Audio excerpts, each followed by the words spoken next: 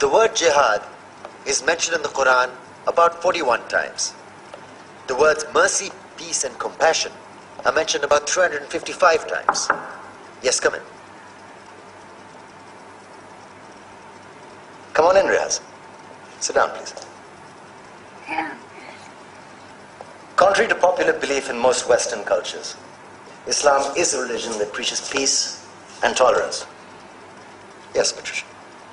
If Islam truly is a religion that preaches peace, then how come the world's most troubled spots, the West Bank, Afghanistan, Pakistan, Iraq, they're all plagued with Islamic terrorism? Well, that depends on your definition of terrorism. Some might argue that the U.S. invasions of countries like Iraq and Afghanistan are also acts of terrorism. No, those were acts of war to get rid of despotic regimes. Or a means of getting at a country's oil. Conspiracy theories. Well, May I? Yes, please. Go ahead, Riaz. Mr. Khan is right.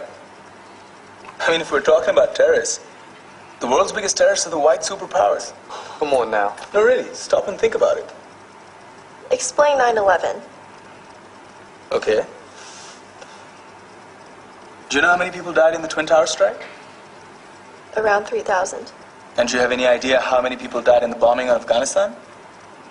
Take a wild guess. More than 15,000 people died. And that's just conservative figures. About 50,000 tons of explosives were dropped on innocent civilians. Men, women, children. Yeah, but that was because of the Taliban. Now that you brought it up, did you know that the Taliban was a creation of the CIA to fight the Russians? Whatever. They were still harboring terrorists. Yeah, right. Terrorists that were never found. Just like the weapons of mass destruction that were never found in Iraq. Do you want to get into the death toll in Iraq? 500,000 civilians and counting. And what do Britain and America say when they don't find these weapons? It's simple. They just say sorry. And still refuse to relinquish control of these countries. What are you trying to say? What I'm trying to say is that just because you're American, wear a fancy suit, and call yourself the president, doesn't make you any less of a terrorist.